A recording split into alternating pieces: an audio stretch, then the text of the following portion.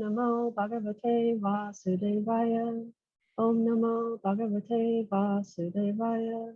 Om Namo Bhagavate Vasudevaya.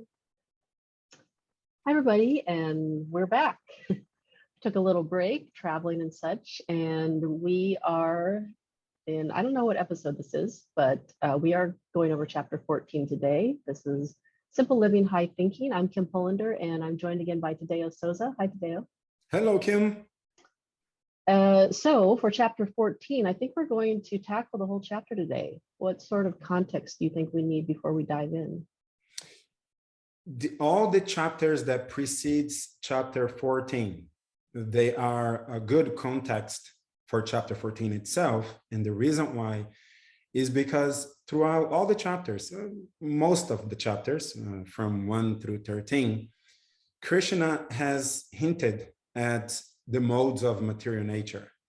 He would mention the mode of Gunas, the mode of passion, and the mode of ignorance slightly throughout the chapters leading up to chapter 14, but never really went into in depth into the definitions of what are these modes and what are their implications in our existence. And so this entire chapter is dedicated to now take the time to go in depth and really study the modes of material nature. Okay.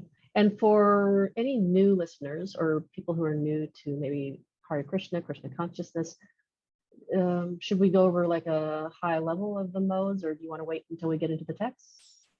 We can go high level. So I like this question of yours, proposition, because it highlights how this concept of the modes of material nature, they're not necessarily theist. They don't, if you can't look at it from the message that Krishna is trying to bring home in the chapter, and in that sense, you would be theist, as we will see once we get to the end of the chapter. But the big bulk of the chapter, the majority of the chapter, could be read and interpreted and accepted on the basis of metaphysics, not to say science, but on the basis of metaphysics that could be devoid from God. And so I think that looking from this really broad perspective, it's nature itself, or we could also say the universe and all the laws, the metaphysical laws that guides and constitutes the universe.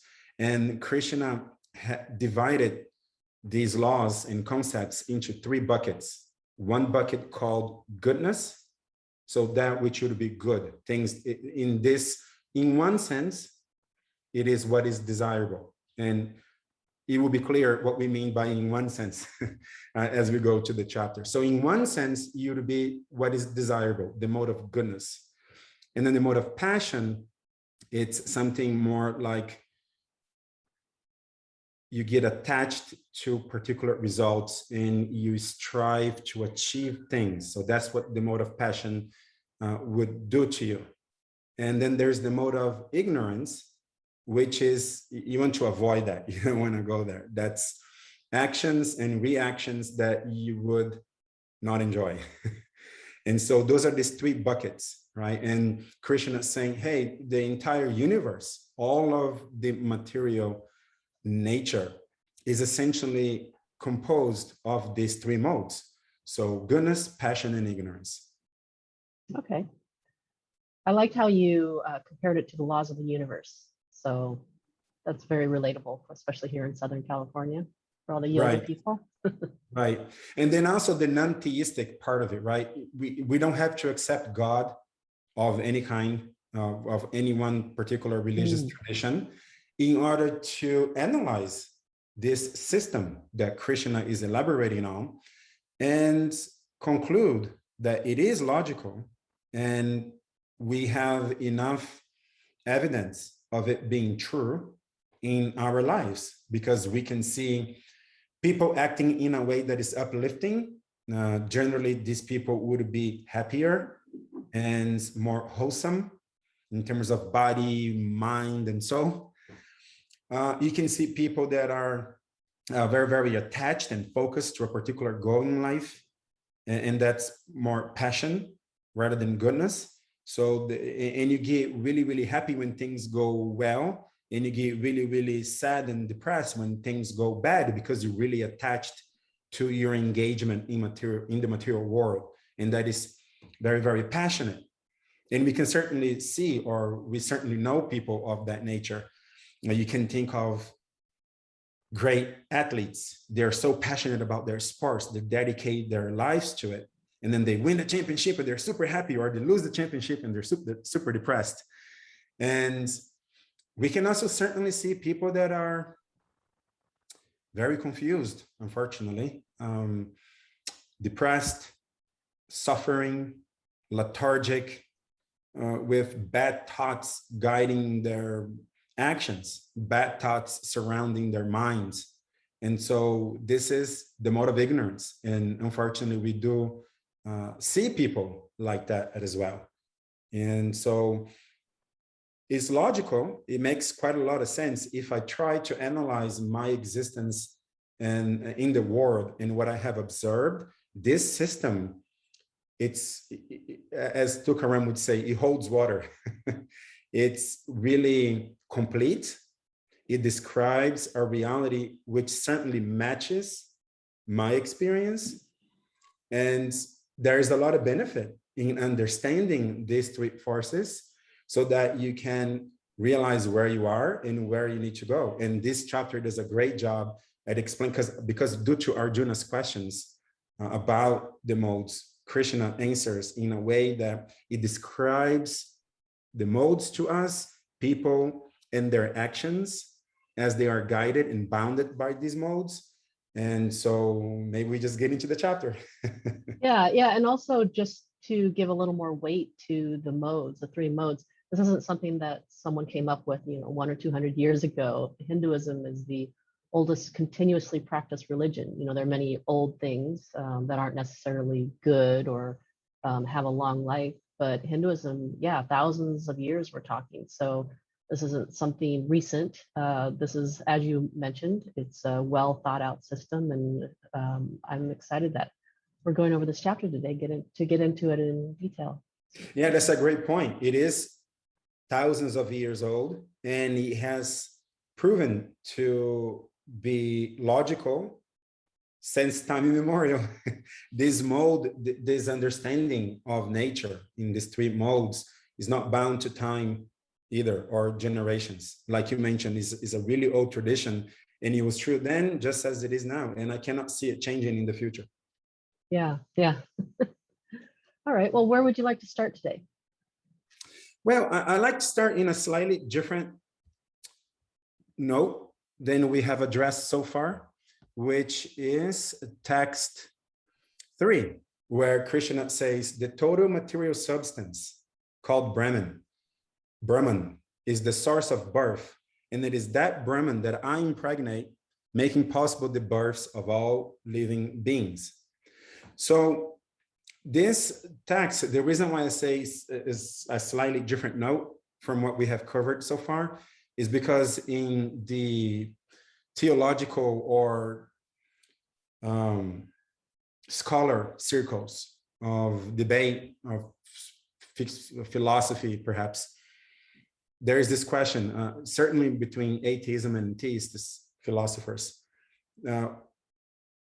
What is really the source of reality? The two things clearly exist: consciousness and matter. And if you are an atheist, you argue that matter is really the substance of it all, and from matter everything comes, and then there's no God, because everything is material and can be observed and studied through empirical science.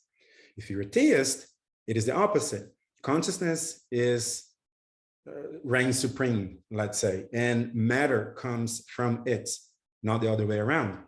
And so this text implies that. Krishna says here the total material substance.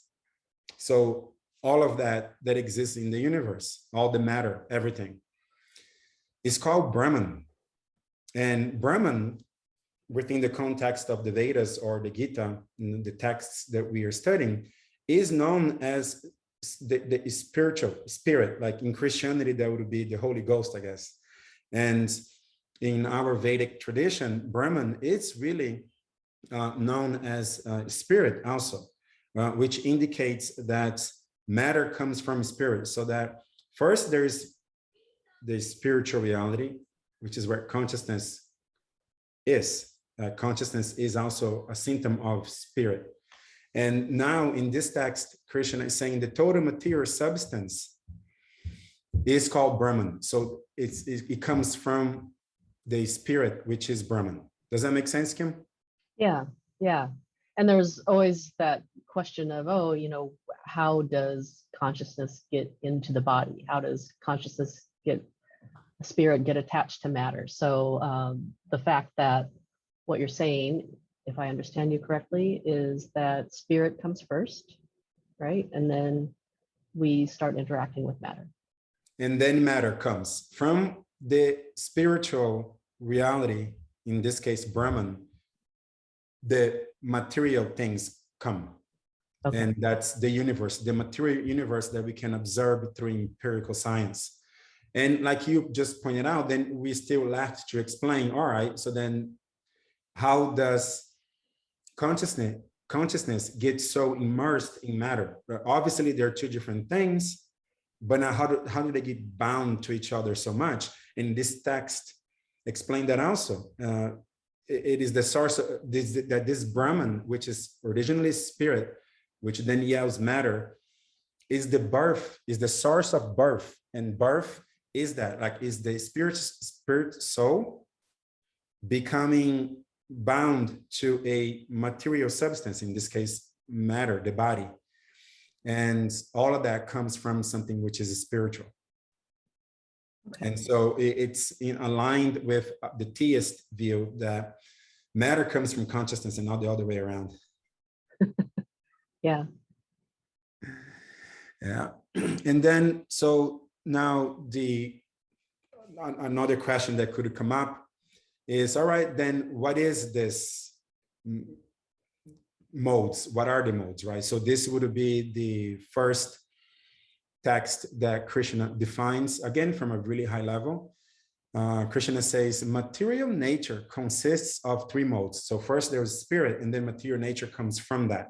Now, if we further analyze the totality of material nature, then here's what Krishna is saying. Material nature consists of three modes: Gunas, passion, and ignorance. When the eternal living entity comes in contact with nature through birth, he becomes conditioned by these three modes. I think the word conditioned here is worthy of expanding on. And that's what I said earlier, that in one sense, goodness is what we would want. That the word condition, it's implying or stating that either goodness, passion, or ignorance is conditioning us to material existence. So even though goodness is something that seems to be desirable, because as Krishna is going to mention in the coming up texts of this chapter, goodness really gives you happiness. It will be a different type of happiness, and we'll see that, but it does give you happiness. It gives you knowledge, and it frees you from bad karmic reaction. So all those things would be desirable. However, this verse throws in this qualifying word, conditioned, and it does not exclude the mode of goodness, which implies that the mode of goodness, even though somewhat desirable, is also to be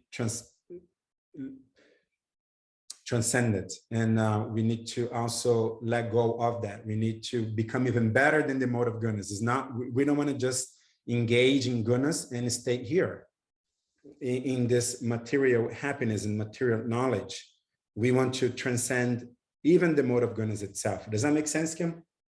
Yeah. And I remember when I first started reading the Gita, I was questioning examples of goodness and why that would be so bad. But as you're explaining it, I can see how, well, you don't really want to get attached to any of the modes, including goodness, because the material modes, it keeps you attached and trapped, so to speak, here on Earth. So can you, just for the listener, give examples of goodness, things you might get attached to that ultimately you also want to transcend? Knowledge. Mm. Because when we engage, or when we become fixed in the mode of Gunas, as per Krishna's comments in this chapter, the result of that is knowledge, real knowledge, Krishna says, which implies that there is fake knowledge, right? Fake news, which creates confusion, but real knowledge, which is a result of engaging with the mode of Gunas, gives you happiness because you understand the world as it is. You understand pains and pleasures, and you are able to deal with both. And so that knowledge allows for comfortable existence in the material world. And so you can very easily get attached to that because you're going to have a happy family, a happy career, you're going to have a healthy body, healthy relationships. And when things get really, really tough, which they inevitably will, you don't get super bent out of shape because you understand that you're an eternal soul, and even suffering is temporary, and that ultimately you are pure soul. And so you have that knowledge, which you obtain that knowledge by being fixed in the mode of Gunas. And so your existence on planet Earth is pleasant. And so you get attached to that. You get attached to being good and doing the right thing, like a good soldier that just went to war, did their duty, and came back, and then is now being honored. You did what you had to do. You're being good. And you can very easily get attached to that. But as this chapter will also bring to light for us, we would still have to suffer the real problems of material existence, which is old age and death. And that's why ultimately we would have to transcend even Gunas and not get attached to this sense of happiness that comes from the mode of Gunas, because you're going to be a happy old person, and then you're going to be a happy old person in your deathbed, and you are going to die. And so that's not favorable, and that's not desirable if indeed you are an eternal soul. And so those are examples, right? Knowledge itself, which is uplifting. And you get attached to that, but you should transcend that because you don't want to continuously have to die. Yeah, those are great examples. Yeah, in therapy with my clients, sometimes they are dealing with patterns of depressive states where they're up or they're down, or they're up or they're down. And so it's a good reminder that even when things are going really well or something good happens in your life, to, celebrate it, but ultimately, big picture wise, understand that all good things eventually kind of come to an end. And to not get too attached to the good, to find that equanimity that we talked about in earlier chapters, and find that steady state, and to know that ultimately we're not meant for this world. Correct. Now, I want to get closer to our material existence and kind of purposefully lose sight of our spiritual goals. It's for a good reason, though. And comment on text 11, which is, text 11 says, the manifestation of the mode of Gunas can be experienced when all the gates of the body are illuminated by knowledge. So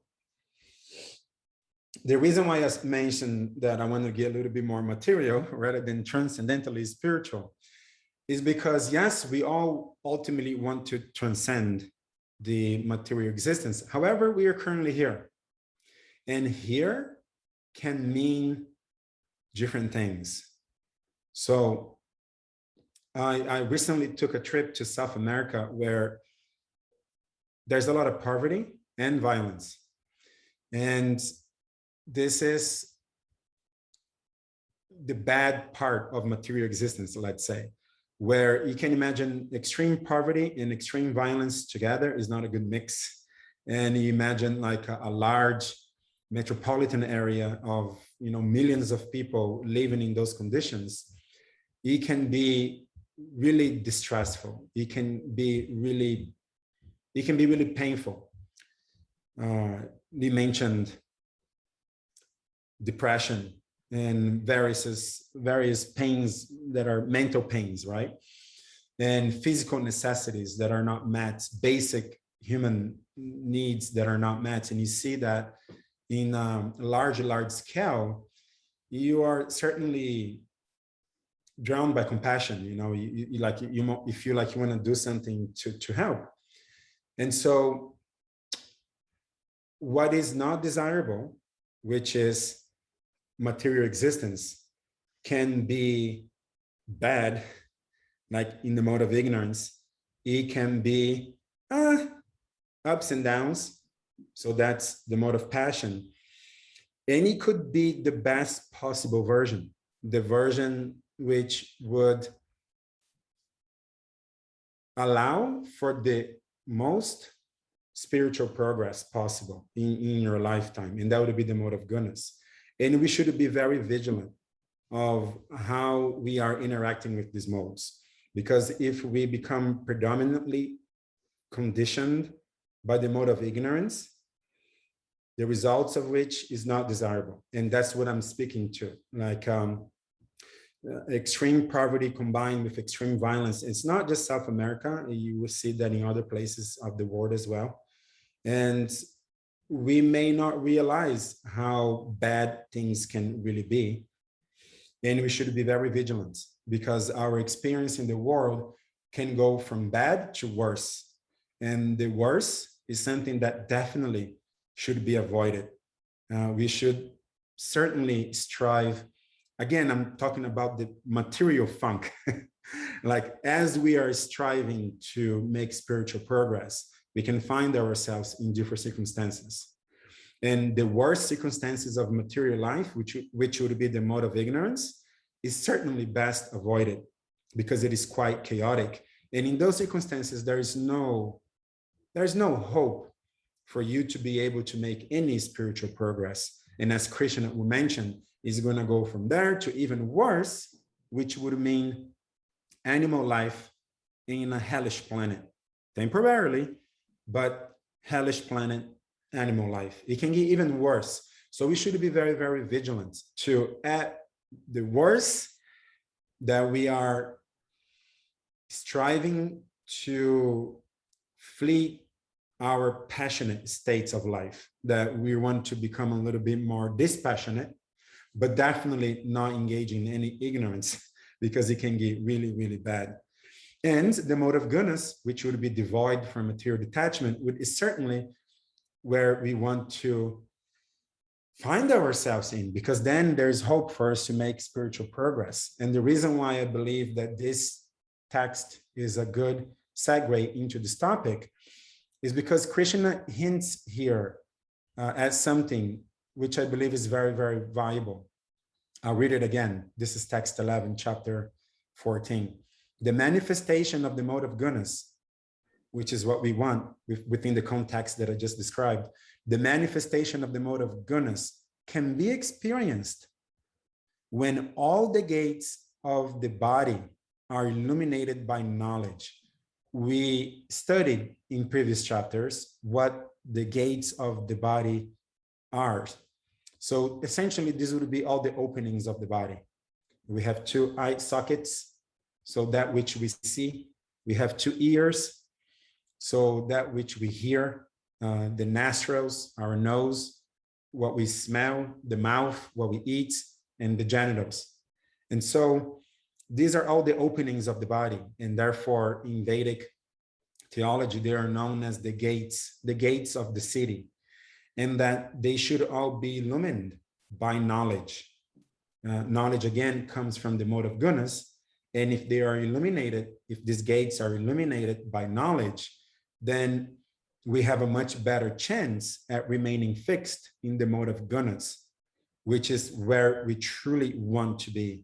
Not only because we can make spiritual progress in that mode, but it will be the easiest, because in passion or in ignorance is very, very difficult and very, very unnecessarily painful. And so we definitely want to avoid that. So what does that look like?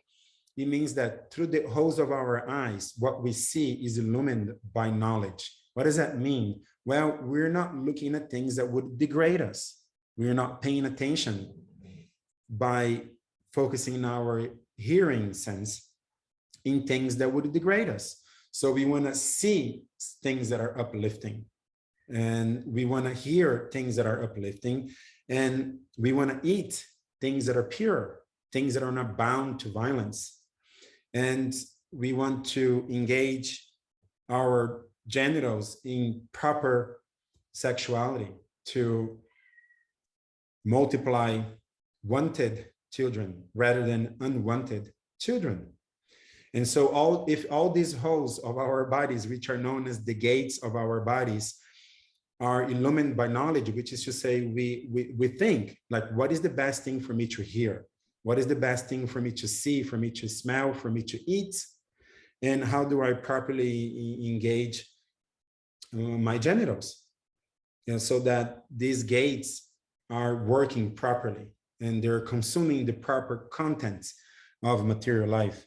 And so those are the things to pay attention to, so that we can remain focused, remain fixed in the mode of Gunas. And in that sense, have hope, because otherwise, an extreme mode of passion and in the mode of ignorance is hopeless, and it's best avoided. Yeah, you can really see how it's kind of a catch-22 if you're deeply embedded in the mode of ignorance. It's like, okay, you're in this mode of ignorance, but if you don't know any better, so to speak, then you're just going to continue into that, or worse, as you said. So yeah, I love this verse. There's so much that it's saying, but it's just one sentence, seemingly Right. simple, but it's representing so much when it refers to the gates of the body. So thank you for giving all the examples of the different gates that it's referring to. Right. You mentioned, like therapy work with people that are depressed and so on. This is more of a question from me to you, Kim, rather than an assumption. You would be able to identify patterns, right? Like when people seem to be more predominantly fixed in the mode of ignorance, certain behavior can be identified, and it manifests in a pattern-like way. The things that these gates of the bodies are attracted to, like the things that they're hearing, the things that they're choosing to see and watch, let's say social media, television contents, the things that they choose to pay attention to, gossip, things that are hateful in nature, and things that you are eating. They are all, I would say, or ask, identifiable patterns. Is that correct? Yes, yeah, identifiable patterns, and also just the number one goal of therapy, at least for the therapy that I do, is to get people to be honest with themselves. Because I find that for the most part, people know if they're really honest with themselves. People know if they're in a place where they want to be, where if it's a good place to be. Should they be getting blackout drunk all the time? Is there depression where they can't get out of bed for days at a time? Healthy situation. So if people can get to that point of acknowledging what their state is, whether that's how they're feeling or what they're doing, then that's a good starting point. So the gunas, the three modes, aren't so mysterious as one might believe, because I find that people generally know when, oh yeah, that wasn't good for me, or oh yeah, this decision wasn't the greatest decision to get back together with my ex who's abusive. So yeah, for sure, identifying patterns and beliefs. And if we pay attention to these gates of our body and apply this discrimination, is this good? Is this uplifting me? Is this keeping me stuck where I am? Or is this dragging me down? It's a very good way very good gates to be aware of what we're hearing, what we're seeing, what we're smelling, what we're eating, and how we are engaging our genitals in the world. Yeah, for sure. And then now text 19 kind of takes us back to transcendence because I kind of painted a picture of a bad situation, a bad material situation. And I also mentioned, you may be faced with the problem of evil right in front of you, and it's difficult to accept it. Like the theory of karma and an all good God is certainly tested when you're confronted with a lot of pain and suffering in a massive scale. And then you may ask, or I certainly ask myself, like, then what is the destiny? Like, what happens? It's just millions of people with tremendous suffering and there's nothing that can be done about it. How is that just? How can an all good God exist and so on? So the theology is questioned when you're faced with practicality. And the theory is, if it's not substantiated, can be shaken. And I think this verse 19 is such a verse that can play with the problem of evil, right? Like, why is there so much suffering in the world if God exists and is all good and all powerful and all knowledgeable? So this text 19 reads, when one properly sees that in all activities, no other performer is at work than these modes of nature, and he knows that the Supreme Lord, who is transcendental to these modes, he attains my spiritual nature. So this is a verse that would allow somebody, or allowed me anyways, to then again get a better understanding of what's happening, right? Because we are eternal souls. So even though we can get stuck in such bad material predicaments, we are spirit souls, ultimately pure, and never truly, ultimately entangled in this chaotic material mess, but rather is just the modes themselves. And it's all playing now as it should, according to karma, based on people's desires. And like you said, right, Kim, people generally know what they're doing. Is it right or is it wrong? And so as long as we are still bound to our desires that are bad, that are wrong, and we know it, the modes are going to continue to condition us. And if we start to apply our God-given human intelligence to our existential predicament, we can then start being uplifted, and it is up to us. And it kind of brings everything in perspective again. People aren't necessarily evil. It's not their eternal position. Even tremendous suffering is temporarily. And ultimately, all that is going on are these modes. So if we see poverty, if we see hates and anger and greed and lust, we can simply understand it is just another manifestation of various levels of passion and ignorance, and nothing else. And in that sense, we can actually see through these layers of the material modes and understand that we are all spirit souls struggling to get out. And we have Krishna here telling us exactly how to get out and giving us so many valuable information that we can apply and achieve the results. So it kind of puts things in perspective again, and it gives me hope. Yeah. Yeah, and a big component, and not that it came up specifically in these texts, but it has in many texts that we've talked about in the past, and that is association, to where when we are hanging around with people with like-minded ideas and values, and people who keep us accountable, or people who support us when we're feeling down, feeling depressed, it makes all the difference in the world to be able to navigate up and down through all these three modes, because it is an up and down sort of nature, at least I find in my life, where you're in one particular mode rather heavily, the mode of passion on one day, and then you get course corrected a bit. And so association, our friends, who we surround ourselves with, where we go, it's so important. This is an extraordinary point, and it is a great segue to the next text that I wanted to discuss, which is text 21, which is a question from Arjuna, and then 22 to 25, which is Krishna's answer. Arjuna almost read your mind, Kim, through space and time. And your comments of association, I think Arjuna had that in mind, like people that I'm going to be associating with. Arjuna then asks, "Oh Krishna, which are the symptoms? By which symptoms is one known who is transcendental to these three modes? What is his behavior? And how does it transcend the modes of nature?" So Arjuna is asking, hey, there's going to be a bunch of people around me, these people that I'm going to be associating. And how can I know who is who? Who is a good association? Who is transcendental to these modes? Because it's definitely what we want. That's the purpose of this chapter, is to not only give us knowledge of the modes and their existence, but also to give us knowledge to transcend them.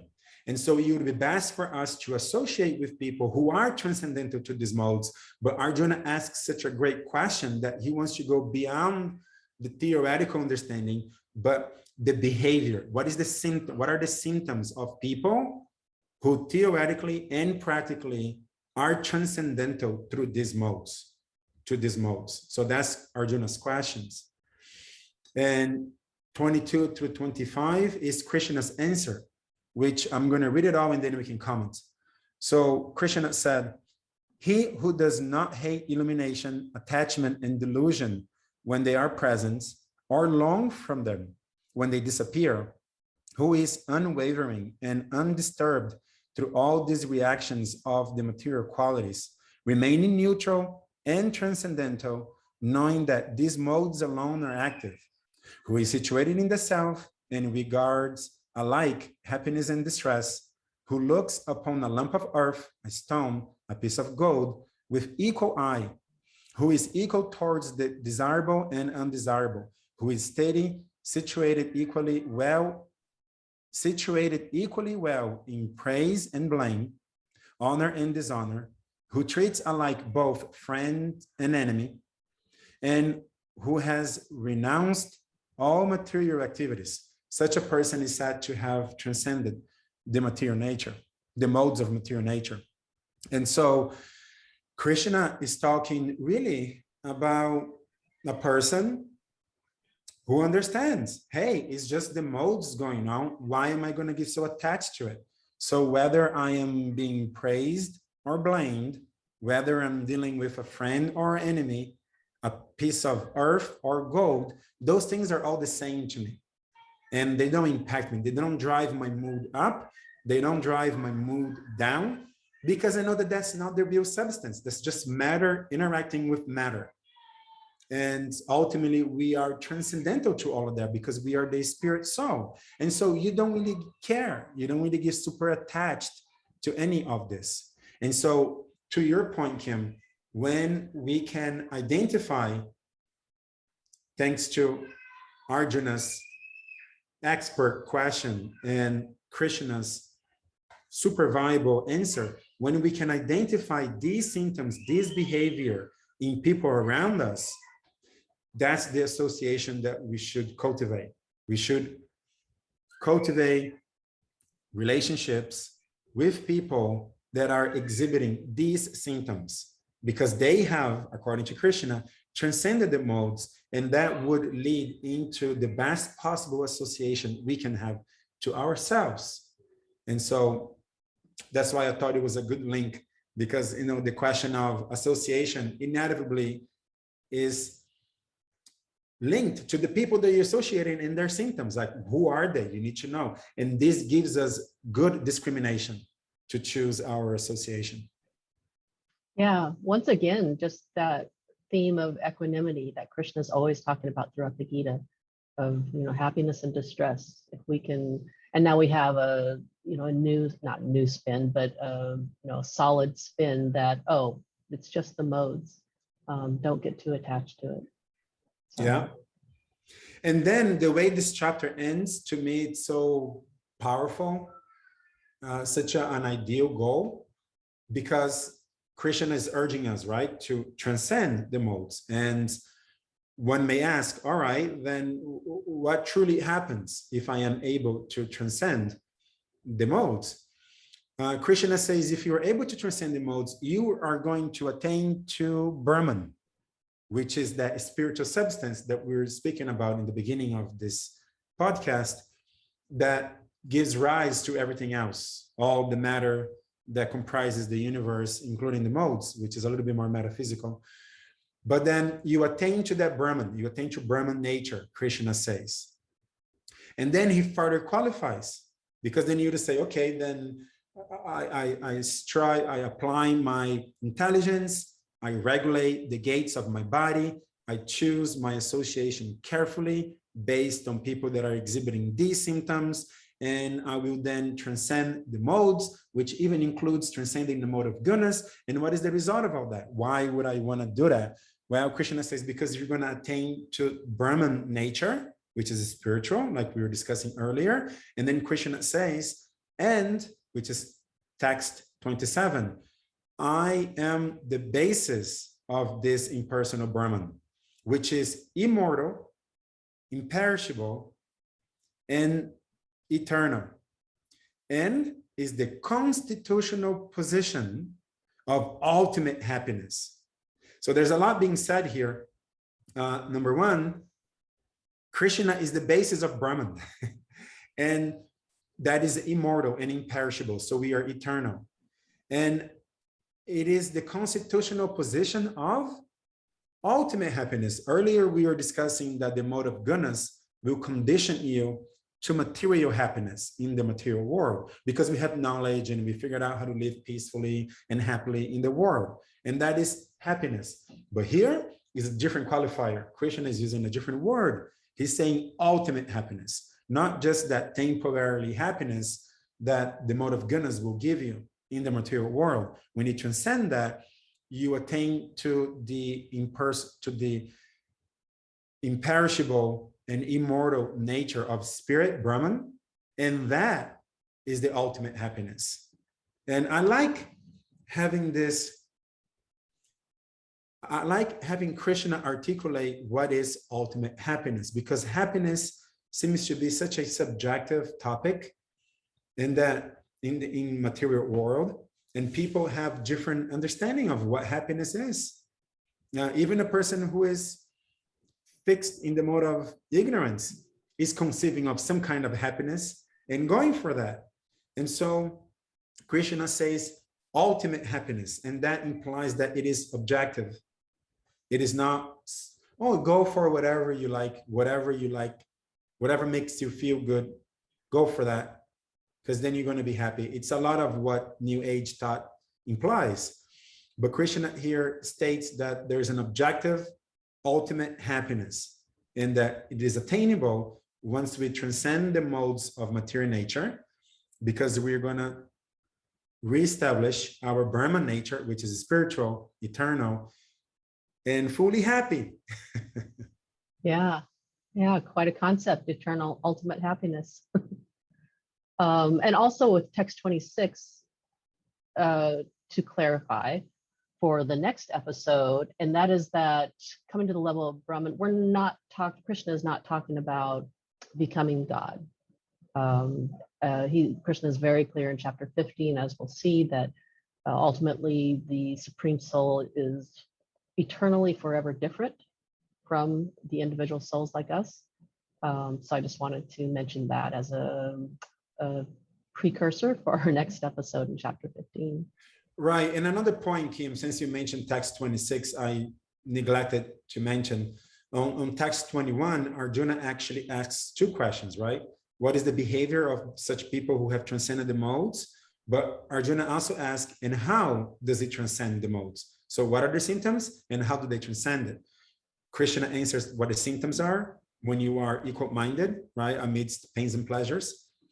And then 26 is how, which is Krishna answers, one who engages in full devotional service, unfailing in all circumstances, at once transcends the modes of material nature and thus comes to the level of Brahman. And so the how is, again, like we've been talking throughout the whole Gita, basically, to engage in devotional service to Krishna, the Supreme Person. All right. Well, I'm looking forward to chapter 15 to see what's next. And So so am thank I. you. Yeah, thank you for walking us through this chapter. And I look forward to talking to you again next week. So do I. Haribol. Haribol.